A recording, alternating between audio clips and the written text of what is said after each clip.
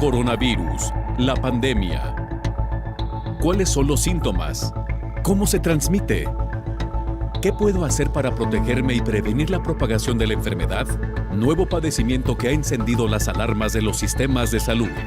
Coronavirus, la pandemia.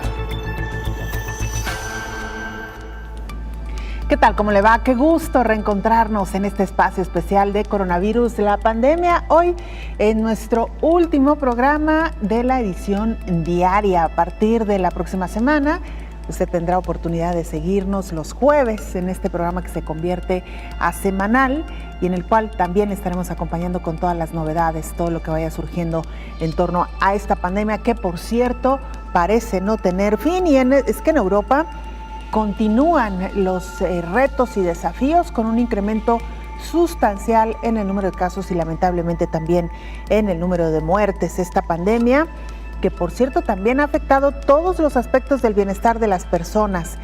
De acuerdo con un informe de la Organización para la Cooperación y el Desarrollo Económico, del cual ya le tendremos detalles. A un tercio de las personas que sufrieron COVID se les ha diagnosticado trastornos neurológicos o mentales. Esto muestra el estudio Fortalecimiento a las respuestas de salud mental de la COVID-19 en América Latina, un análisis de la política sanitaria y recomendaciones, del cual también le tendremos detalles. Una variante más, dolor de cabeza de nueva cuenta en Sudáfrica. Detectan una nueva variante del virus SARS-CoV-2, analizan ya sus alcances y también si pudiera o no ser resistente a las vacunas que hoy ya circulan en el mundo. El Comité de Emergencia muestra su preocupación por los retos a los que se enfrentan las naciones en el acceso a las vacunas, pruebas diagnósticas y tratamientos ante la permanencia de la COVID. Insistimos, esto no ha terminado, tiempo de reforzar más que nunca las medidas. Vamos con nuestra compañera Isaura López Villalobos. El estudio Fortaleciendo las respuestas de salud mental a la COVID-19 en América, un análisis de la política sanitaria y recomendaciones, muestra que la región ha estado operando en modo de crisis desde el inicio de la pandemia, señaló el director de Enfermedades No Transmisibles y Salud Mental de la OPS, Anselm Hennis. Este informe se publicó en The Lancet Regional Health Americas, el cual muestra que además de manejar el miedo a enfermar y el trauma de perder a los seres queridos a causa del nuevo coronavirus, la gente de la región ha sufrido desempleo, pobreza e inseguridad alimentaria, y el impacto adverso de la salud mental ha sido generalizado. En el documento se analizan además las consecuencias para la salud mental de las personas que padecieron COVID. Los datos existentes sugieren que un tercio de las personas que sufrieron esta enfermedad se les ha diagnosticado un trastorno neurológico o mental, dijo la autora principal del documento, Amy Tash. Esperamos que el aumento de la carga de la salud mental pueda ser uno de los efectos más importantes de la COVID-19 a largo plazo, advirtió. En las personas sin antecedentes psiquiátricos, el diagnóstico de COVID-19 se asoció con una mayor incidencia de un primer diagnóstico psiquiátrico en los siguientes 14 a 90 días. Además, personas con síntomas de salud mental preexistentes sufrieron recaídas. También se descubrió que aquellas con un diagnóstico reciente de un trastorno mental tenían un mayor riesgo de infección por COVID-19. Y también mayor frecuencia de resultados adversos, lo que representa un factor de riesgo adicional para el empeoramiento de la salud mental, informó Elizabeth Ortiz. Bueno, en esta ocasión fue nuestra compañera Elizabeth Ortiz quien nos ha presentado el tema de introducción. Antes de continuar, vayamos a Ginebra, Suiza, sede de la Organización Mundial de la Salud. Nuestra compañera Verónica López, corresponsal de la agencia EFE, nos presenta el más reciente informe. Verónica, ¿qué ha dicho la Organización Mundial de la Salud con los nuevos casos surgidos en Europa y también esta variante en Sudáfrica? Cuéntanos. Hola, ¿qué tal? Buenos días, Belén. Buenos días a todo el auditorio de Canal 44. En todo el mundo hay ya más de 5,1 millones de fallecidos y más de 260 millones de personas infectadas. Europa es la región con un mayor incremento en los casos. Preocupa ahora la nueva variante detectada en Sudáfrica, de la que ya hay casos en Hong Kong e Israel. Expertos de la Organización Mundial de la Salud celebran hoy un encuentro para analizar esta nueva variante que preocupa a los científicos por la treintena de mutaciones que ha desarrollado. Ello podría aumentar su capacidad de transmisión o su resistencia ante tratamientos, diagnósticos y vacunas. La Comisión Europea propuso este viernes detener el tráfico aéreo procedente del sur de África para evitar la expansión en Europa. Lo anunció en su Twitter la presidenta de la Comisión, Ursula von der Leyen. La Unión Europea se sumaría así a la adopción de medidas similares adoptadas ya en Reino Unido e Israel. Aunque von der Leyen únicamente se refirió a la región del sur de África sin especificar a qué países afectaría. Naciones como Israel han suspendido los vuelos desde Sudáfrica, Lesoto, Botsuana, Zimbabue, Mozambique, Namibia y Eswatini. La OMS advierte desde hace meses que un ritmo excesivamente lento en la vacunación puede dar lugar a nuevas variantes más peligrosas del coronavirus y con ello retrasar el fin de la pandemia. Reportó desde Europa Verónica López para el programa Coronavirus, la pandemia. Ante esta nueva situación en el mundo, Israel inició una campaña de vacunación para inmunizar a los más pequeños, niños de entre 5 y 11 años de edad. Israel ya comenzó a vacunar a los niños de 5 a 11 años y es que según sus cifras, recientemente se mantiene en una meseta después de vivir una cuarta ola de COVID. Según las autoridades de salud de ese país, revelan que una alta proporción de los nuevos contagios son niños y adolescentes. Según la estadística, los niños de 5 a 11 años constituyen casi la mitad de los casos activos. Los funcionarios esperan que la campaña de vacunación ayude a reducir esas cifras y evitar una nueva ola. Una encuesta de opinión en Israel, realizada recientemente, mostró que el 27% de los padres permitirían que sus hijos menores de 12 años recibieran la vacuna, con un 33% en contra y un 40% indecisos. Israel, con más de 9 millones de habitantes, ha registrado 1.3 millones de casos y 8.100 muertes desde el inicio de la pandemia. Este país ha sido puesto como ejemplo por su campaña de vacunación. En los últimos meses también ha ofrecido vacunas de refuerzo desde los 12 años. Pfizer y BioNTech han dicho que su vacuna mostró una eficacia del 90.7% contra el coronavirus en un ensayo clínico en niños de 5 a 11 años, informó Rocío López Fonseca. Bueno, parte de lo que acontece y parte también de las reacciones de cara a este nuevo contexto con el que estamos cerrando este año 2021. La Agencia Europea de Medicamentos, por cierto, también aprobó que se utilice la vacuna de Pfizer para los niños y niñas de 5 a 11 años de edad. La Agencia Europea de Medicamentos recomendó el uso de la vacuna anti-COVID que fue desarrollada por Pfizer para el grupo de 5 a 11 años de edad. Esta vacuna ya fue aprobada también para su uso en mayores de 12 años y adultos. En niños de 5 a 11 años, la dosis de Comirnaty será inferior a la utilizada en personas de 12 años o más. Al igual que en el grupo de mayor edad, se administra en 2 inyecciones en los músculos de la parte superior del brazo, con 3 semanas de diferencia. Un estudio principal en niños de 5 a 11 años mostró que la respuesta inmune a Comirnaty administrada en una dosis más baja en este grupo de edad fue comparable a la observada con la dosis más alta en el grupo de 16 a 25 años. La eficacia de Comirnaty se calculó en casi 2.000 niños de 5 a 11 años que no presentaban signos de infección previa.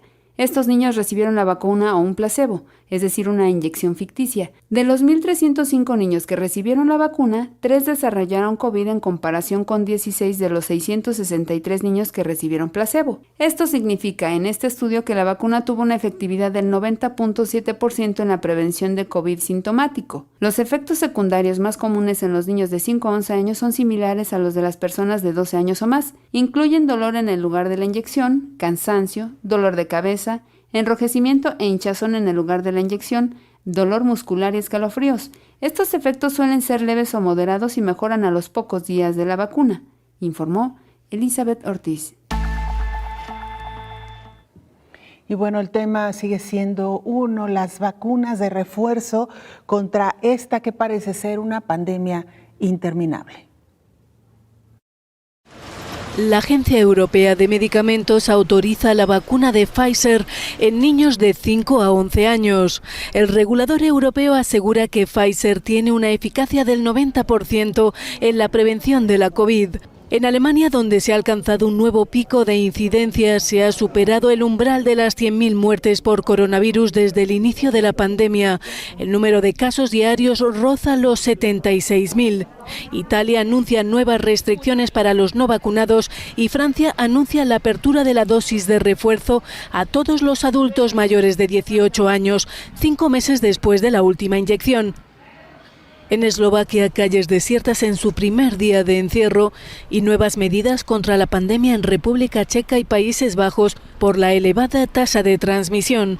Mientras la UE recomienda limitar la validez del pase sanitario a 9 meses, Portugal pedirá test negativo a los vacunados para volar al país. Según un estudio de la Organización Mundial de la Salud, las vacunas habrían salvado 470.000 vidas entre los mayores de 60 años en Europa, pero el virus sigue mutando y en Sudáfrica se ha detectado una nueva variante con múltiples mutaciones que ha despertado preocupación entre los especialistas. Mientras tanto, varias regiones en España exigen ya el llamado pasaporte COVID para poder acceder al ocio nocturno y otras actividades y celebraciones sociales, eventos multitudinarios y centros de ancianos debido a un aumento paulatino de contagios de COVID-19 y el temor a una sexta ola de la epidemia en ese país. Este documento lo pueden obtener las personas vacunadas completamente si pasaron la enfermedad en los últimos 6 meses. O si tienen una prueba PCR negativa realizada en las 72 horas anteriores o de antígenos en 48 horas. Buena parte de los países europeos lo tienen implantado desde el verano. Y otras regiones también se plantean pedir el pasaporte COVID a medida que sube la incidencia y se acercan las fiestas navideñas, cuando puede dispararse el riesgo de infección debido a las celebraciones familiares y sociales. Así, el Ministerio de Sanidad hizo un llamamiento para que 16 millones de personas reciban una dosis de refuerzo de vacuna de COVID-19 antes de la Navidad. Cerca del 80% de la población de España, unos 47.4 millones de habitantes, ya fueron vacunados completamente. Por ahora, esa dosis adicional está destinada a los mayores de 60 años, personal sanitario y sociosanitario, internos en centros de personas con discapacidad y los inmunizados en su día con la monodosis de Janssen.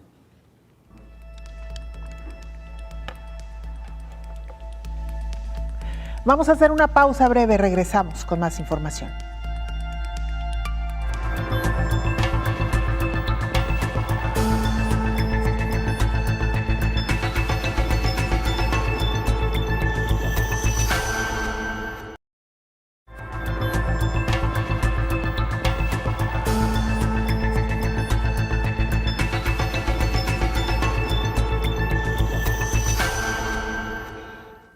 Se lo anunciábamos ya al inicio de este espacio, una nueva variante está encendiendo las alertas en el mundo. Se trata de una surgida en Sudáfrica que tiene ya 37 mutaciones. Nuestra compañera Rocío López Fonseca nos cuenta más. Científicos de Sudáfrica detectan una nueva variante del SARS-CoV-2 y el Instituto Nacional de Enfermedades Transmisibles de ese país ya trabaja para comprender sus implicaciones. Detalló que se registraron 22 casos de la variante B11529. El año pasado, ese país fue el primero en detectar la variante beta. La variante beta es una de las 4 que la Organización Mundial de la Salud califica de preocupación, porque hay pruebas de que es más transmisible y que las vacunas funcionan peor contra ella. Aunque los datos son limitados, los expertos del instituto trabajan a tiempo completo con todos los sistemas de vigilancia establecidos para comprender la nueva variante y sus posibles implicaciones. Explica que la variación tiene un elevado número de mutaciones y esta misma variante fue detectada ya en Botsuana y Hong Kong entre viajeros procedentes de Sudáfrica. Por su parte, el ministro de Salud, Joe Pagla, afirmó que esta variante es muy preocupante y entendió que es la fuente del aumento exponencial en el número de casos constatados en el país. Con alrededor de 2.95 millones de casos y 89.657 fallecidos, Sudáfrica es el país más afectado del continente. Sudáfrica detectó a principios de este año otra variante, la C12, pero no ha desplazado a la variante Delta, más común, y sigue representando un porcentaje relativamente pequeño de los genomas secuenciados. La buena noticia es que, según los expertos, continuará con mutaciones, pero con menos rapidez que en el pasado. En África, apenas 27% de los trabajadores de la salud completaron su esquema de vacunación contra el coronavirus, según un estudio de la Organización Mundial de la Salud, que evidencia el lento avance de la inmunización allí, no solo entre la población africana, sino también entre los empleados que están en la primera línea frente a la pandemia, informó Rocío López Fonseca. Lisboa, que se había mantenido como una ciudad, digamos, con un control aparentemente positivo o bueno respecto a los casos de COVID-19, pues ha tenido que entrar de nueva cuenta a una etapa de restricciones. El gobierno portugués anuncia nuevas restricciones en Lisboa ante el aumento de casos de COVID-19. La región de Lisboa y el Valle del Tajo concentran al menos 2/3 de los nuevos contagios diarios de todo el país, en especial los municipios de Lisboa, Sintra, Odivelas, Amadora y Loures, que aglutinan a 1,4 millones de habitantes. En estas localidades se impone a partir de la próxima medianoche la prohibición de reuniones de más de 10 personas. Los comercios deberán cerrar a las 8 de la tarde, salvo restaurantes que podrán dar cenas, y se suspende también la venta de bebidas en las áreas de servicio para evitar los populares botellones en la vía pública, para lo que el gobierno ya ha anunciado refuerzos en la vigilancia policial. Los brotes que se están registrando en las residencias de ancianos son el otro gran foco de preocupación para las autoridades sanitarias lusas. Al caso de la residencia en Alentejo, con 56 positivos, se sumó este lunes el de un centro en Odivelas, con otros 87 casos. En total, Portugal registra 1.534 fallecidos y 39.400 contagios por COVID-19. Y este aire de confinamiento se recorre poco a poco los diferentes continentes. Eslovaquia también entra en confinamiento. Las medidas más duras contra la pandemia se expanden por Europa. Al igual que en Austria, el gobierno de Eslovaquia ha aprobado un confinamiento de 2 semanas como consecuencia de un aumento récord de los contagios por coronavirus. Será a partir del viernes y afectará tanto a los no vacunados como a los vacunados. Los ciudadanos podrán salir de sus hogares solo por razones específicas como comprar alimentos, ir al trabajo y a las escuelas o vacunarse. Los no vacunados deberán someterse a pruebas para ir a trabajar a menos que se hayan recuperado de la COVID-19. Si este duro cierre no es efectivo, será un fenómeno en todo el mundo. Las medidas de Eslovaquia están en consonancia con las advertencias de la Agencia Sanitaria de la Unión Europea, que pide a los Estados miembros que actúen con urgencia para evitar la presión hospitalaria en diciembre y enero. Asimismo, los Países Bajos anunciarán el viernes nuevas medidas contra la COVID-19. El país acaba de notificar más de 23.700 nuevos casos, la cifra más alta desde el inicio de la pandemia. Con el énfasis puesto en impulsar los programas de vacunación, Italia ha apretado las tuercas a las personas que no están dispuestas a inmunizarse. Está restringiendo el acceso a una serie de servicios y haciendo que las vacunas sean obligatorias para un grupo más amplio de trabajadores del sector público. El primer ministro, Mario Draghi, justificó las acciones de su gobierno. Estamos viendo una situación muy grave fuera de Italia, en países que son nuestros vecinos. También estamos viendo que nuestra situación aquí en Italia está empeorando lenta pero constantemente. Incluso Portugal, con un 87% de su población con la pauta completa, está impulsando las vacunas de refuerzo para hacer frente a la situación. El miércoles el país tuvo su peor dato de contagios en 4 meses, con más de 3.700 nuevos afectados por la enfermedad. Bueno, pues por si nos hicieran falta retos, nuestra compañera Rocío López Fonseca aquí nos presenta un recuento de los mismos.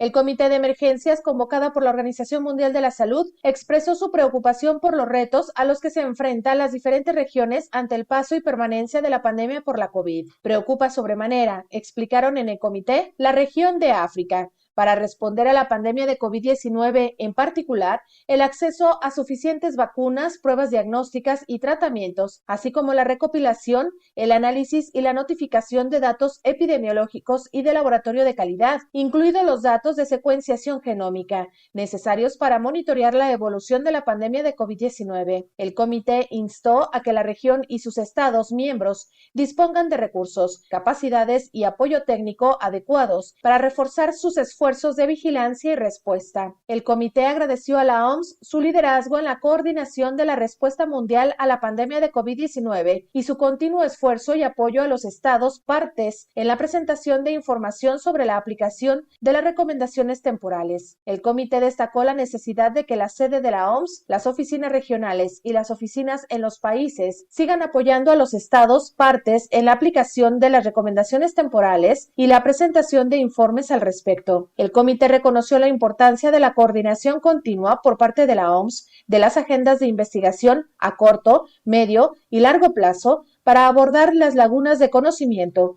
y responder a la evolución de la pandemia. Es necesario seguir investigando los aspectos de una sola salud del SARS-CoV-2, las herramientas y los dispositivos médicos, como mascarillas y respiradores reutilizables, y las vacunas, las pruebas diagnósticas y los tratamientos de próxima generación para el control a largo plazo de la pandemia. Además, es necesario investigar para comprender el impacto atribuible de las medidas sociales y de la salud pública individuales y combinadas en el contexto de la evolución de la pandemia, incluidos los aspectos relacionados con las variantes, la inmunidad del huésped frente a la infección natural y la inmunidad derivada de las vacunas, mejorar la vigilancia del SARS-CoV-2 y seguir informando a la OMS para permitir la rápida identificación, el seguimiento y la evaluación de las variantes, así como el seguimiento continuo de la evolución de la pandemia y su control. Ante el desafío que se enfrentan los ancianos, se alienta a los estados a que refuercen sus sistemas de vigilancia, aplicando un enfoque de doble vertiente para los eventos agudos y las estrategias de vigilancia molecular, en particular, utilizando en tiempo oportuno datos de vigilancia genómica representativos. Los estados parte deberían aprovechar las redes nacionales, regionales y mundiales existentes, como el Sistema Mundial de Vigilancia y Respuesta a la Gripe, para la vigilancia del SARS-CoV-2. También exhortan a mantener los servicios de salud esenciales con suficiente financiación, suministros y recursos humanos, fortalecer los sistemas de salud para hacer frente a las repercusiones de la pandemia en la salud mental de adultos y niños, los brotes de enfermedades concurrentes y otras emergencias, sin descuidar el tratamiento de las enfermedades crónicas, informó Rocío López Fonseca. Vamos con nuestro compañero Richard Quiñones de Oriente Noticias Bucaramanga para que nos actualice información. Richard, te escuchamos. Adelante con el reporte. Hola, ¿qué tal? Un saludo especial para todos ustedes allá en México. Ya estamos preparados para contarles el avance de la pandemia en territorio colombiano y también las actuaciones de las autoridades para tratar de contener la expansión del virus en esta zona del continente. Estamos listos para contarles cuál es la situación con relación a la pandemia. En esta zona de Latinoamérica se reportaron las últimas horas 2.500 nuevos casos positivos de COVID-19 y 48 muertes en total de infecciones y fallecimientos. Es histórico y la pandemia deja alrededor de 5.055.253 casos y 128.023 muertos. Colombia analizó en las últimas horas 51.221 pruebas, 23.538 de PCR y 28.383 de antígenos. Actualmente el país tiene 4.895.931 casos recuperados del virus, mientras que 5.615 siguen activos. La zona céntrica y la zona norte hacia el Mar Caribe son los sectores que más reportan casos de coronavirus en territorio colombiano. En el último reporte también se indica que se han distribuido cerca de 61 millones de dosis y esto busca la inmunidad de rebaño que tanto advierten las autoridades, esto para tratar de contener la pandemia, y se han aplicado 54.579.619 dosis. El número de personas totalmente inmunizadas con una sola dosis alcanzó los 23.848.815. A ustedes gracias por su sintonía. Continuaremos reportando los avances de la pandemia en territorio colombiano. Continúen ustedes en México. Bueno, pues ahí esto que está ocurriendo también en Colombia. Saludamos en esta mesa de trabajo al infectólogo Héctor Raúl Pérez Gómez. Doctor, ¿cómo está? Bienvenido. Hola Belén, buen día. Qué gusto saludarte. Igualmente, doctor, pues mucha información, sobre todo mucha preocupación generada en las últimas horas por esta confirmación de la aparición de una nueva variante. Doctor, tenemos apenas unos minutitos para irnos a la pausa, una breve introducción y si quiere regresamos para ampliar más lo que sabemos hasta ahora de esta variante. Belén, esta puede ser la tónica en los próximos meses, seguir encontrando mutaciones, seguir encontrando variantes y por ese motivo la Organización Mundial de la Salud, como lo escuchamos en la nota de Rocío López Fonseca, uno de los retos va a ser el monitoreo genómico y epidemiológico de la enfermedad y del virus. El monitoreo genómico nos va a permitir estar detectando estas mutaciones y la posibilidad de nuevas variantes a partir de esas mutaciones. El monitoreo clínico nos va a permitir identificar si esas variantes se comportan con mayor gravedad y el monitoreo epidemiológico nos va a permitir identificar si esas variantes, como parece ser el caso de esta nueva encontrada en Sudáfrica, en la provincia a la que pertenece Johannesburgo, si va a representar mayor riesgo de transmisión, como lo ha sido el caso, por ejemplo, de la variante alfa, como fue el caso de la variante delta. La Organización Mundial de la Salud tiene preocupación respecto del surgimiento de esta nueva variante que tiene 30 mutaciones en la proteína S o espícula y el hecho de que tenga tantas mutaciones puede hacerla de mayor riesgo clínico y también de mayor riesgo de transmisión. Pues una buena introducción, doctor, para tener más detalles, por lo menos de lo que se sabe hasta ahora, las reacciones que ya hay en el mundo. Se ha anunciado por parte de la Unión Europea un posible cierre de fronteras a todos los vuelos que vengan procedentes de África.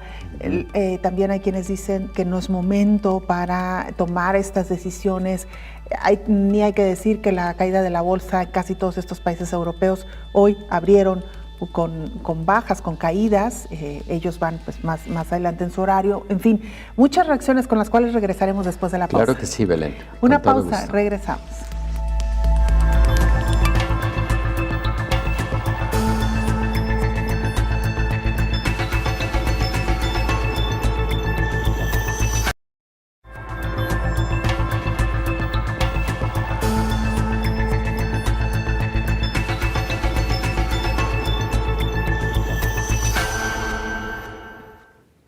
Casi 7 de cada 10 socorristas vieron deteriorada su salud durante esta pandemia.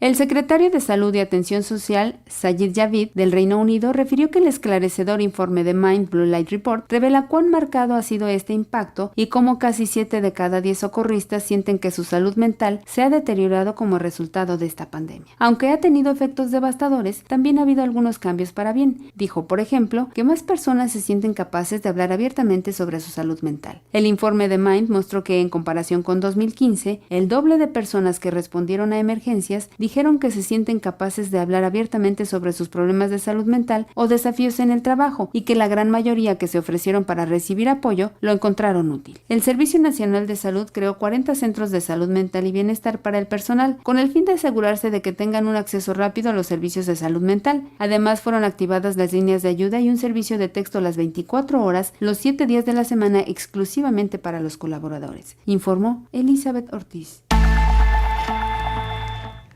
Doctor Héctor Raúl Pérez Gómez, lo decíamos antes de irnos a la pausa, los temores que ha generado la presencia de esta nueva variante detectada en el sur de África provocó ya fuertes desplomes en las bolsas de Europa, abrieron con un descenso de 3.2%, que pues sin duda alguna es una de las caídas más importantes que se tienen en este año. Las caídas se repiten al otro lado del Atlántico después de este festivo de Acción de Gracias, y en una jornada en la que la bolsa estadounidense solo abrirá 3 horas y media. Es parte de lo que están reportando las agencias internacionales, sí. doctor. Lamentablemente, Belén, también ha sido una de las constantes, ¿verdad? Como el rebrote que ha tenido la enfermedad en diversas regiones afecta económicamente también. En estos momentos en que Europa vive uno de sus peores momentos en relación a COVID-19, impresionante. Todavía la semana pasada eran alrededor de 35,000 nuevos casos en Alemania en un día, pero ayer y antier 60,000 nuevos casos en un día. Es impresionante. Solo por citar un ejemplo, Austria, Italia, Francia y algunos países alrededor de Croacia también. Eslovaquia, que anuncia un cierre de 2 semanas. Sí, Rusia. Bueno, creo que eso, pero además el anuncio del cierre de fronteras, particularmente de vuelos procedentes de Sudáfrica o de África, que todo eso genera mucho impacto económico a una determinada región. La toma de una decisión de ese tamaño pues es difícil seguramente por el impacto económico, pero también hay que considerar que si la presencia de una nueva variante va a perpetuar o por lo menos prolongar durante algún tiempo la presencia de la enfermedad, pues son decisiones que se deben tomar y mientras más oportunas mejor, Belén. Claro. Dicen los especialistas que esta nueva variante que se perfila para ser bautizada con la letra griega Ni, tiene más de 30 mutaciones. Doctor, ¿esto qué significa? ¿Qué implica? Bueno, puede haber casos en donde muy pocas mutaciones generan mucho impacto. No necesariamente mientras más mutaciones, mayor gravedad o mayor transmisión de la enfermedad. Mientras hay mutaciones de mucho impacto, hay otras que pueden ser no tan relevantes, vamos. Entonces, lo que se tiene que investigar, y lo voy a tratar de explicar de manera muy sencilla, primero en el laboratorio. En el laboratorio se investiga, por ejemplo, el suero de personas que recibieron una determinada vacuna y en donde existen ciertos anticuerpos neutralizantes contra el virus.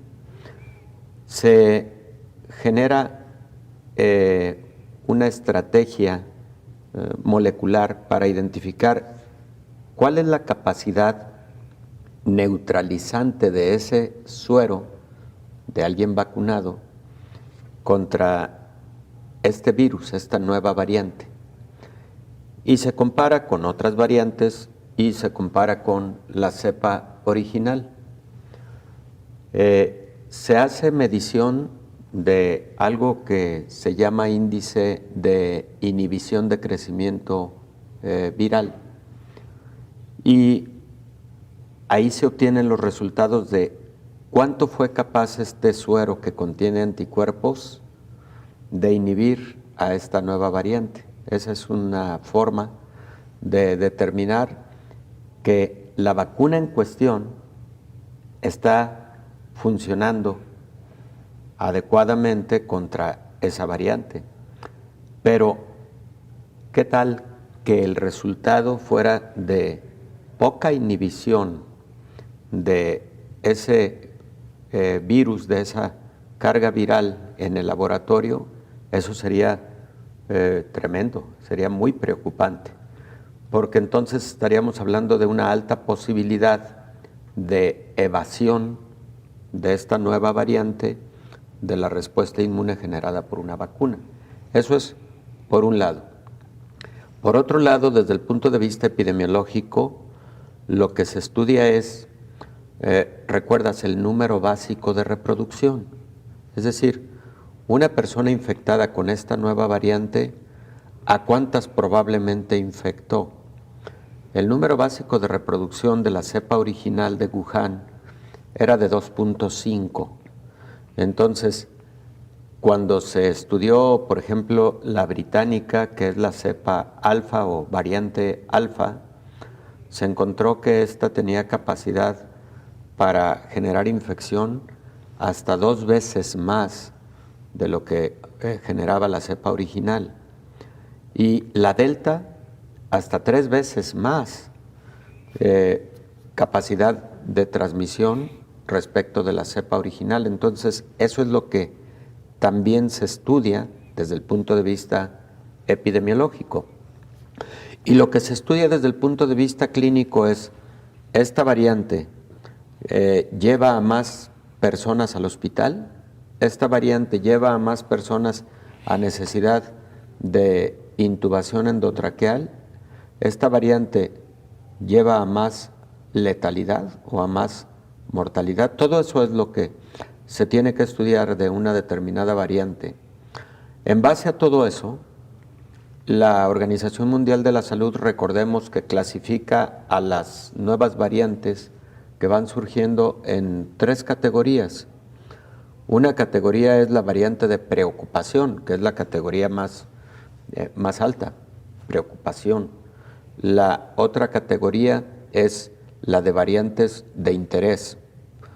Y la otra categoría es la de las variantes que hay que mantener en vigilancia. Digo, todas son que hay que mantener en vigilancia, pero algunas son de preocupación, de interés, y las que se han considerado menos riesgosas. Que están bajo observación. Que están bajo observación. Esa es la manera en la que clasifica la Organización Mundial de la Salud. Pues muy interesante, doctor, estos 3 elementos interesantes e importantes. Uno, la capacidad de evasión frente a una vacuna o una inmunización, ya sea natural o por vacuna.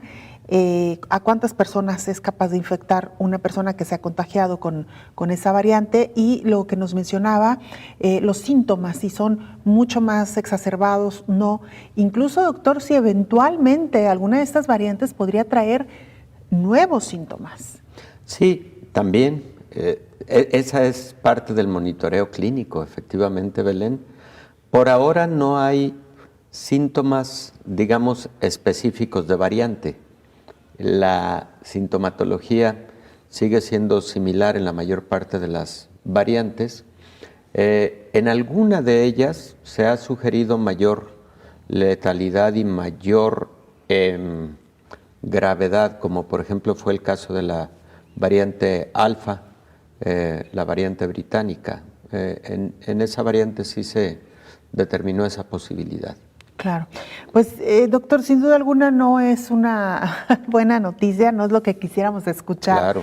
Luego de más de 22 meses de pandemia, me parece que el gran llamado sigue siendo a la vacunación, porque hay que recordar que continentes como África, pues han tenido un nivel de inmunización bajo frente a otros como el europeo o América Latina incluso. Efectivamente, Belén. No es definitivamente una buena noticia. Lejos de eso, creo que es una noticia impactante. Sí hay mucha alerta por parte de la Organización Mundial de la Salud. Esperemos que no evolucione más allá, esperemos que no haya una expansión epidemiológica de esta variante y de igual manera que no tenga un comportamiento más agresivo, porque algo que preocupa, Belén, y tú lo hacías manifiesto hace un momento, es que Sudáfrica tiene niveles bajos de vacunación. Todo el continente africano, pero por alguna razón, la región sudafricana tiene niveles que, si mal no recuerdo, no alcanzan el 30% de esquemas completos de vacunación aún. Y del continente africano, pues hay que decir que el sur es el que tiene mejores condiciones socioeconómicas. Claro, incluso la ciudad de Johannesburgo, doctor, sí, claro, una ciudad de mucho desarrollo, mucha inversión. Y bueno, pues recordar también que ya había surgido una variante en Sudáfrica que afortunadamente quedó con transmisión muy local, de acuerdo a algunos artículos periodísticos. y que la apuesta es porque ocurra lo mismo, que no sea esta una variante que se expanda por el mundo y que provoque mayor caos del que por sí ya estamos viviendo, doctor. Sí, fue la variante beta, efectivamente, la variante, la primera de las sudafricanas, antes de que apareciera esta que parece que va a llevar el nombre de Ni. Así es como podría ser eventualmente bautizada. Vamos a hacer un corte, doctor, ¿le parece? Claro, regresamos con más noticias.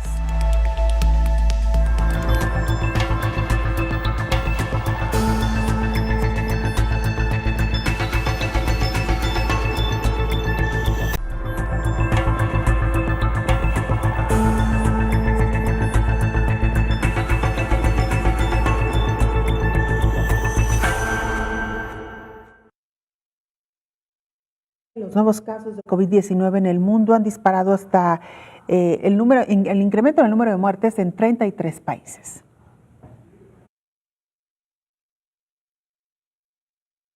La Organización para la Cooperación y el Desarrollo Económico preparó un informe que muestra cómo la pandemia de COVID-19 ha afectado a todos los aspectos del bienestar de las personas.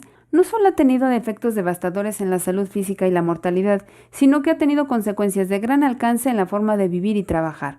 Este informe de COVID-19 y bienestar muestra que el virus causó un aumento de 16% en el número promedio de muertes en 33 países de la OCDE entre marzo de 2020 y principios de mayo de este 2021, en comparación con el mismo periodo en los 4 años anteriores.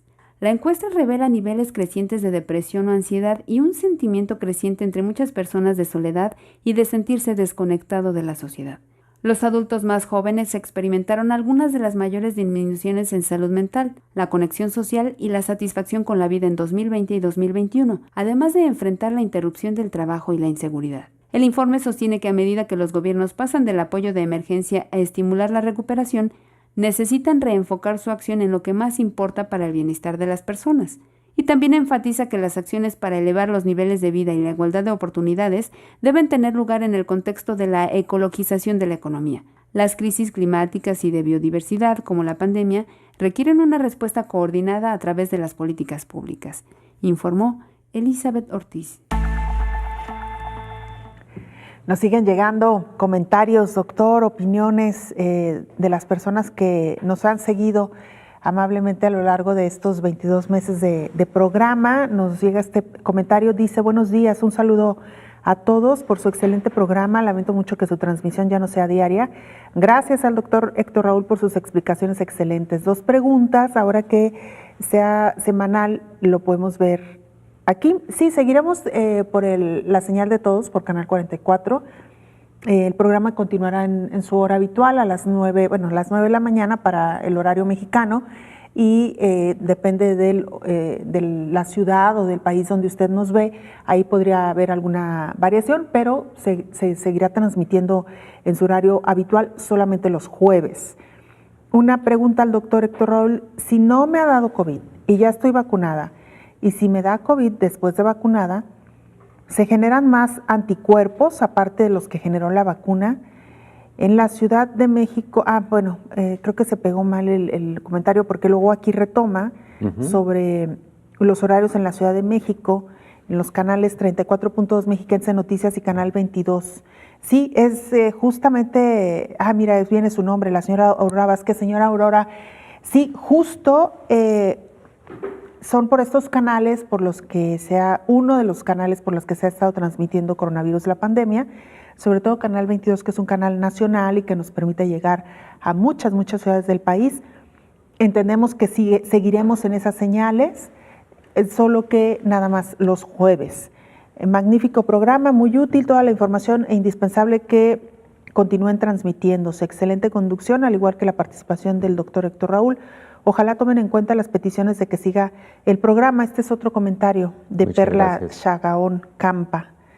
Pues muchas gracias, gracias de verdad. Nos da mucha emoción, doctor, recibir los comentarios. Es un programa, lo decíamos ayer, que lo hemos hecho con mucho cariño y sobre todo con un interés muy particular de informar y de poner nuestro granito de arena en medio de esta pandemia. Sí, y tratar de apegarnos en todo momento a la evidencia científica que va surgiendo, que se va publicando, porque ante todo consideramos que son los mecanismos por los cuales una buena información puede ayudar socialmente y puede ayudar a que pues nos cuidemos en lo individual, como familia y comunitariamente. Yo también agradezco los comentarios de la señora Aurora, de la señora Perla, que pues nos alientan mucho y que nos dan evidencia de que ha sido del agrado de quienes han estado al pendiente del programa. Y yo debo agradecer a Canal 44, a la Universidad de Guadalajara, la invitación que me hicieron para estar a lo largo de este tiempo en estas transmisiones. Soy académico de la Universidad de Guadalajara y para mí ha sido todo un honor. Agradecerte, Belén, agradecer a quienes han estado también en la conducción en diversos momentos, agradecerle a todo el equipo técnico que no se ve en la pantalla, pero que hacen un trabajo magnífico, maravilloso, muy, muy profesional. Para mí ha sido una muy grata experiencia.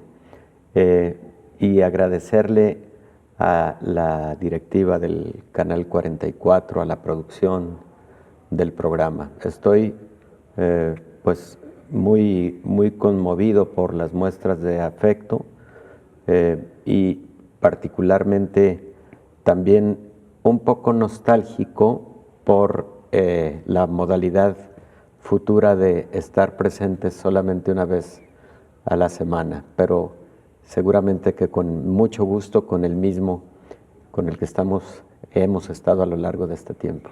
Claro que sí, doctor. Y bueno, pues ni qué decir de su participación, que ha sido pues la parte estelar importante, porque en usted hemos sustentado este programa, como usted bien lo decía, la evidencia científica, médica, la experiencia está aquí y esto ha sido posible, pues gracias a usted. Recordar, doctor, que este fue un programa que surgió por la idea de los directivos, particularmente el maestro Gabriel Torres Espinosa, director del Sistema de Radio y Televisión de la Universidad de Guadalajara, Así es, que tuvo este olfato y este buen tino y buena oportunidad de hacer el programa justo pues un par de días después de que se registró el primer caso de COVID-19 en México. Y decir también que arrancó con un equipo muy grande, muy sólido y muy nutrido de personas que aportaron mucho trabajo también en la confección del programa y en la realización. Sí. Conforme avanzamos, como todo, pues se fue nutriendo, ya era, digamos, ya no era un bebé, ya era un niño el programa y entonces requería quizá de menos personas al cuidado y nos fuimos haciendo un equipo más pequeño, pero que sigue siendo un equipo excepcional. No quisiera mencionar nombres porque si se me escapa alguno creo que quedaríamos mal, pero como bien lo ha dicho, desde la producción, desde el equipo técnico, camarógrafos, en el staff, en cabina, en fin, mucha gente que se ha involucrado y ha colaborado con este programa. No nos vamos del todo, no, claro. Nos vamos a quedar semanalmente, pero pues sí, por supuesto, aprovechar estos minutitos para agradecer a nuestras compañeras reporteras que han hecho también un trabajo excepcional, Rocío, Elizabeth, Isaura y por supuesto Isaura en la parte de la producción, a la agencia EFE, que también ha sido muy grato trabajar con ellos, con todo su equipo desplegado en todo el mundo literal, que nos abrieron una ventana enorme, enorme, enorme para llegar a muchos rincones y saber en tiempo real lo que estaba pasando. En fin, que ha sido un programa que nos deja muchas satisfacciones y que pues lo vamos a seguir haciendo, como usted bien dice, con el mismo cariño.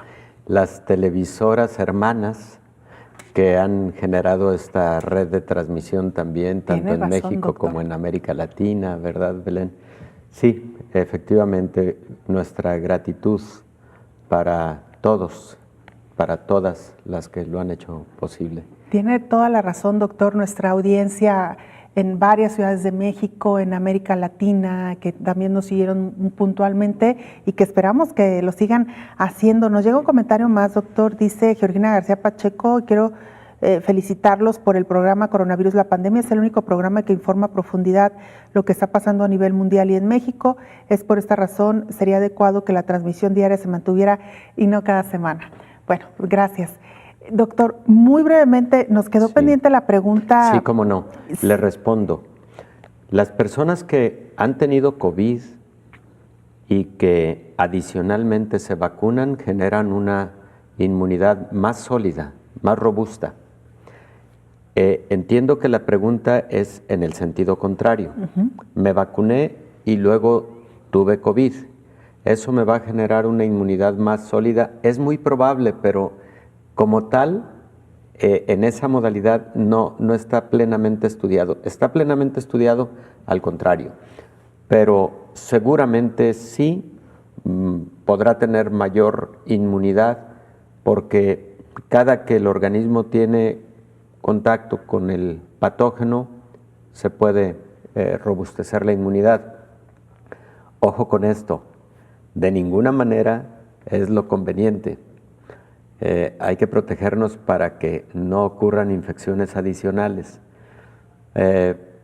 Contesto específicamente a la pregunta, pero nunca hay que correr el riesgo porque mucha gente al inicio de la pandemia dijo no, pues que me dé COVID para ya tener inmunidad y eso es un riesgo tremendo porque pues es exponerse a la posibilidad de gravedad y a la posibilidad incluso de letalidad por esta enfermedad, ¿no? Entonces, claro que la vacuna, también hay que decirlo con toda claridad, protege de gravedad, protege contra necesidad de ir al hospital y de muerte, ¿no? Por eso es tan importante la vacuna.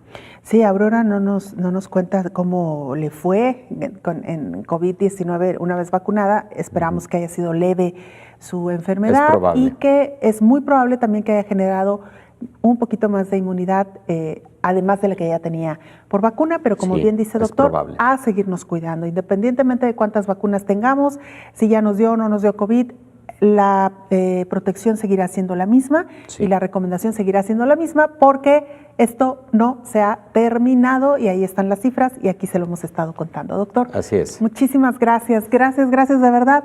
No nos despedimos. Belén. Claro que no. No nos despedimos porque aquí vamos a seguir los jueves para que ustedes nos sigan sintonizando. Gracias, doctor. Gracias a ti, Belén. Gracias a todos ustedes y repito, no nos despedimos, nos volvemos a encontrar el fin de semana, que haremos el recuento de lo que le hemos presentado la semana y luego ya hasta el próximo jueves. Hasta entonces.